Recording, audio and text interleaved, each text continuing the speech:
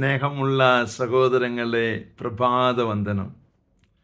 തലീത്താക്കുമൊക്കെ ഇഷ്ടപ്പെടുന്നുണ്ടോ? കൊച്ചു കൊച്ചു ചിന്തകൾ നമ്മെ സഹായിക്കുന്നുണ്ടോ മുന്നോട്ട് പോകാൻ? നിന്റെ ശത്രു ആരാന്നറിയാവോ? നീ തന്നെയാണ്. നിന്റെ ശത്രു നീ തന്നെയാണ്. നീ നിന്നെ ജയിക്കാൻ പഠിച്ചാൽ നീ രക്ഷപ്പെടും.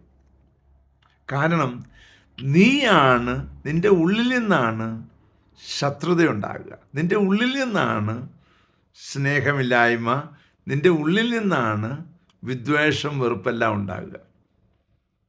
അതുകൊണ്ട് ഈശോ ഇന്നത്തെ സുവിശേഷത്തിൽ പറയുകയാണ്, പുറമേ ഉള്ളവയിൽ അല്ല മനുഷ്യനെ അശുദ്ധനാക്കുന്നത്, ഉള്ളിൽ നിന്ന് വരുന്നതാണ്.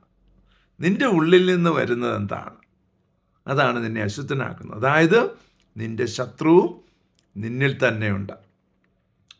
നിന്നെ തകർക്കാൻ, നിൻ്റെ ബന്ധങ്ങളെ തകർക്കാൻ നിൻ്റെ ശത്രു നിൻ്റെ ഉള്ളിൽ തന്നെയുണ്ട്. ആത്മസംയമനം പാലിക്കേണ്ടിടത്ത് പാലിച്ചില്ലെങ്കിൽ നീ തന്നെയാകും നിൻ്റെ ശത്രു. വാക്കുകൾ നിൻ്റെ ശത്രുവായി മാറും. അതുകൊണ്ട് ഈശോയുടെ വചനത്തിൽ വിശ്വസിച്ച് മുന്നോട്ട് പോകാം. വായ്ക്ക് വാതിലും പൂട്ടും വയ്ക്കുക. നിൻ്റെ ഹൃദയത്തിൻ്റെ ഉള്ളിൽ നീരസങ്ങൾ പൊങ്ങി വരുമ്പോൾ അതിനെ അടിച്ചമർത്തുന്നത് ഈശോയുടെ സുവിശേഷം കൊണ്ടും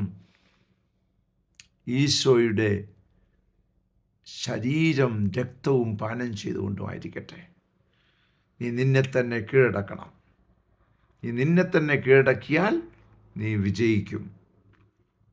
അങ്ങനെ അനുഗ്രഹത്തിൻ്റെ സുവിശേഷമായി ജീവിക്കുവാൻ നമുക്ക് ആഗ്രഹിക്കാം, പ്രാർത്ഥിക്കാം. പരിശുദ്ധ അമ്മേ സഹായിക്കണേ. വിശുദ്ധ യോസേപ്പ് പിതാവേ ഞങ്ങൾക്ക് വേണ്ടി പ്രാർത്ഥിക്കണേ. പരിശുദ്ധാത്മാവേ എഴുന്നള്ളി വരണേ. പരിശുദ്ധ പരമ ദിവ്യകാരുണ്യത്തിന് എന്നേരവും ആരാധനയും സ്തുതിയും പുകഴ്ചയും ഉണ്ടായിരിക്കട്ടെ. ആമേൻ.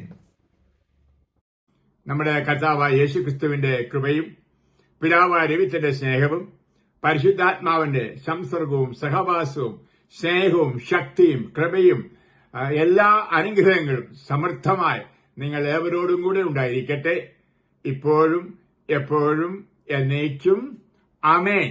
അഗ്നിയാൽ നിറയ്ക്കണമേ, അഭിഷേകമായി നിറയണമേ.